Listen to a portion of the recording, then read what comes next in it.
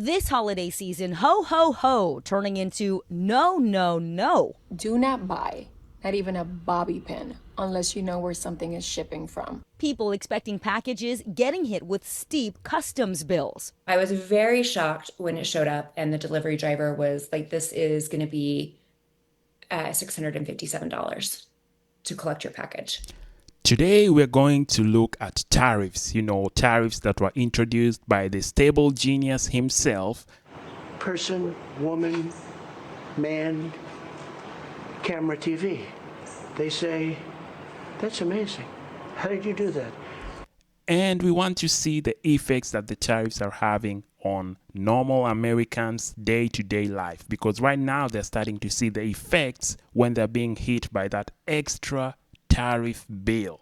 Enough talking, let's continue the video. Bonnie Hardy Campagno ordered $431 worth of French skincare in August. She thought she'd get a 15% charge. That's the tariff on many products from the EU. Instead, she was hit with a 200% fee for aluminum and a 50% tariff for steel. Does that make any sense to you? No, it does not make any sense. John Pickle from the National Foreign Trade Council says there are many things that go into a tariff bill. It's where it comes from, what it's made out of, and what the finished product is classified as. Consumers say everything from computers to rugs to vitamins have landed them tariff bills, passed along by delivery companies that tack on their own fees. Bonnie refused her package and reached out to the company that delivered it, UPS, for clarification. In the call centers, you're on hold for at least like 30 minutes to an hour. It's been months and Bonnie is still waiting for answers. She was hit with a $65 late fee and says she... Hold on. So let's get this straight. So her order was around $400. $400 for the makeup or whatever she was buying. $400. UPS says you have to pay $600 to collect your package. So the delivery was more than the actual order price. She refused to pay it, and then UPS is also charging her late fee of $65 on top. So the longer she continues to not pay it, the more they're going to charge late fees. And I'm pretty sure she's going to be taken to collections, because at first I thought, you could just say, you know what, fuck it, I'm not going to take this package. This is not what we agreed upon. Send it back to wherever it came from. But no, like when you order, you have to take the package or else you're screwed. But we all saw this. Anyone who has taken economics 101, even a Neanderthal, could tell tariffs, if not targeted. Tariffs, if it's a blanket tariffs, is a bad idea. Like even caveman knows that. But our stable genius was like, you know what, we're gonna do this blanket tariffs on everything, and this is the effects. But enough of my rant, let's continue. Was threatened with her bill being sent to collections. When we reached out to UPS, they said in part that their brokers are highly trained and use sophisticated technology to ensure accuracy in calculating the appropriate duty and fees due. Adding, if you feel there's an error, contact the number on your billing invoice. How can consumers avoid these bills when they're shopping this holiday? If you are ordering overseas, search for that item elsewhere to see if they have a U.S. warehouse, another retailer. But if you must have that item and it's only available overseas, read the fine print, especially at checkout.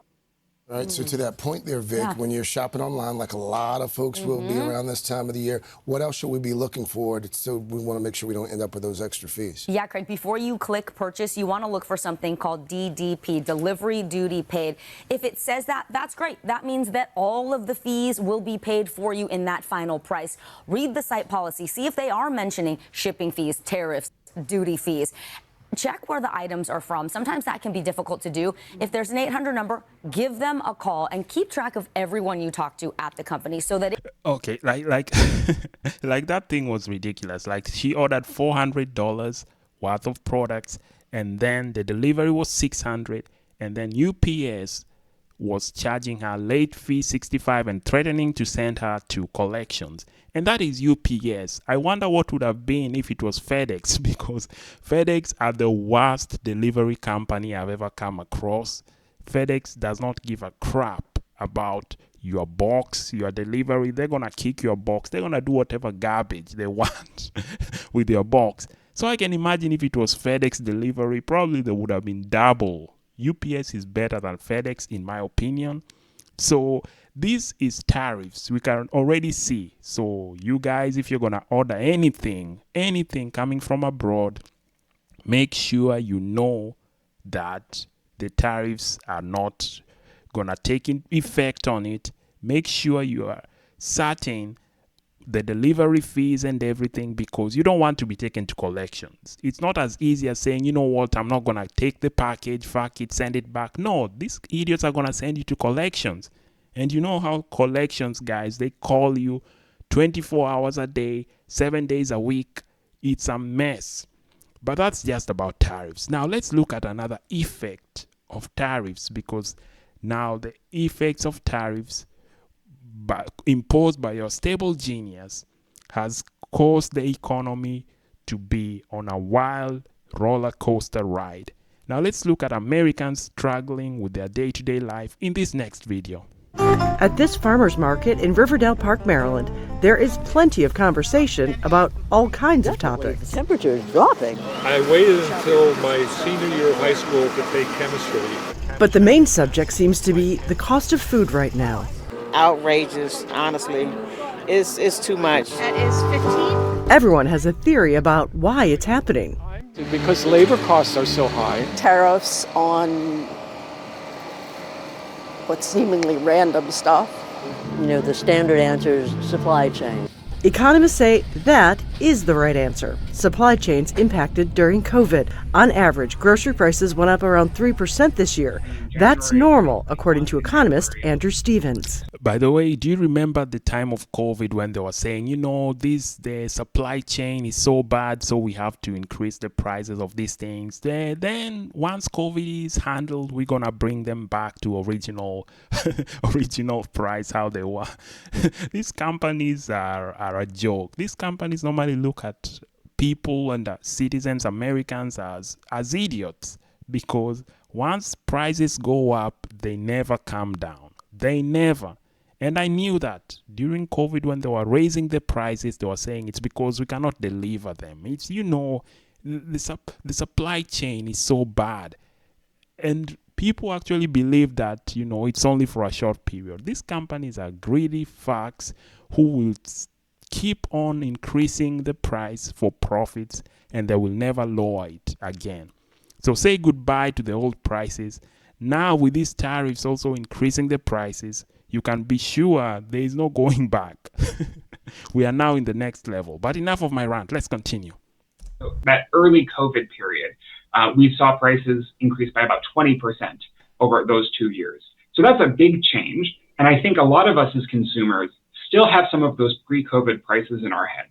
To find out if that's actually the case in real life, I went back and looked at a past online grocery order from December of last year. Turns out apples, much less expensive by more than $2. When it comes to bread, the price hasn't changed at all. Milk, well, that went up by about 60 cents. A dozen eggs, well, just about 20 cents. Gas prices are a different story. According to government data, the average cost has been decreasing over the last 2 years. And according to the Federal Reserve, the cost to buy a home is lower as well. Wait, hold on. What the hell is this? Like, are these guys joking? Did they just say the price of home has decreased? Like, are they living in the same world I'm living in?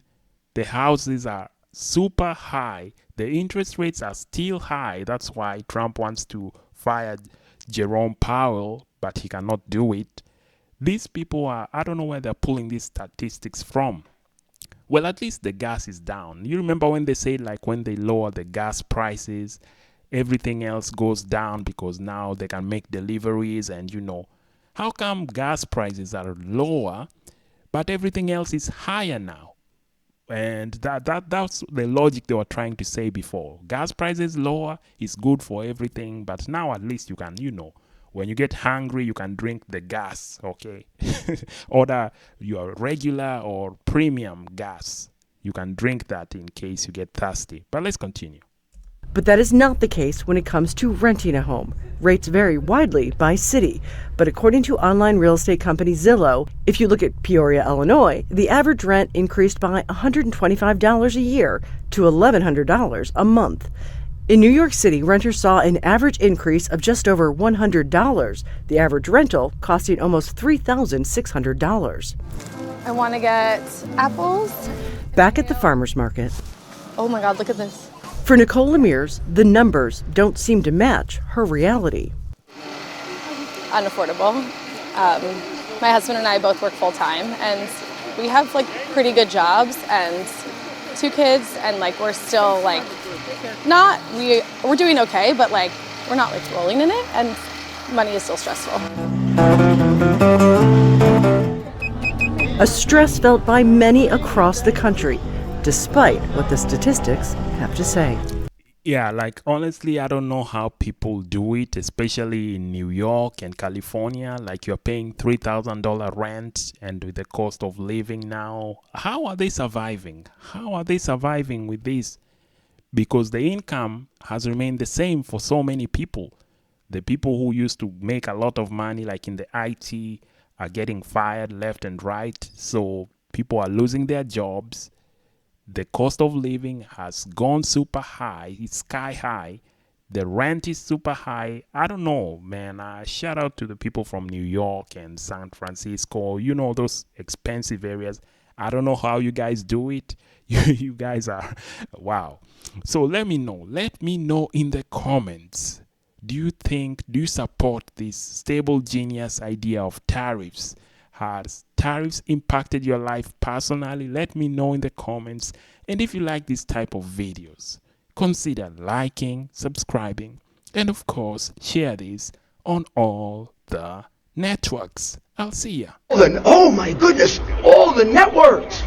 Wow! All the networks!